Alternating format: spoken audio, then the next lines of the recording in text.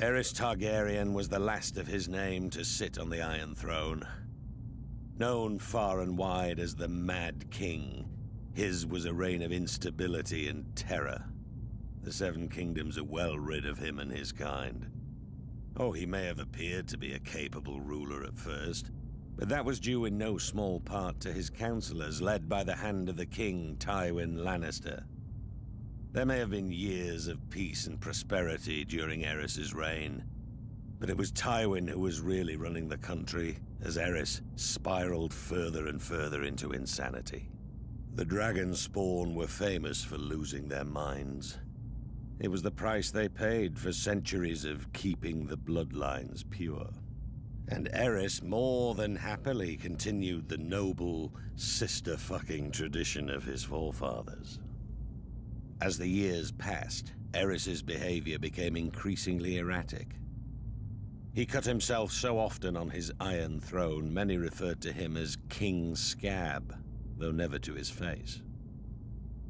It was rumored he had developed an obsession with wildfire and was known to inflict horrific punishments on those he considered enemies, including burning them alive. As his paranoia and bloodlust grew, he had a bitter falling out with Lord Tywin, who had served the crown faithfully for 20 years. At least Tywin was able to leave the job with his life and fortunes intact. Subsequent hands of King Aerys weren't so fortunate. Then the Targaryens went too far. The Crown Prince Rhaegar abducted Lyanna Stark, daughter of Rickard Stark, the Lord of Winterfell. She was my betrothed. She was my beloved. Beautiful and spirited woman, and I loved her more than life itself. Rhaegar went south with Lyanna, hiding her away in Dorne. What harm he inflicted on the poor girl, the gods only know. Brandon Stark, Lyanna's eldest brother, was outraged. He rode to King's Landing to confront the king and demand his sister's safe return. Instead, Aerys had him executed, his father, Rickard Stark, as well. There wasn't much left to discuss after that. Aerys feared their loved ones would seek revenge for what he did. He was right to be afraid.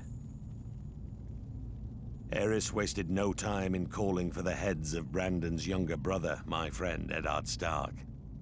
And my head too, of course. I'm sorry he didn't come looking for it himself. Alongside Jon Arryn of the Vale, the man who fostered Ned and I as children, Baratheons, Starks, and Tullys all called their banners. Once our rebellion began, the Mad King's days were numbered.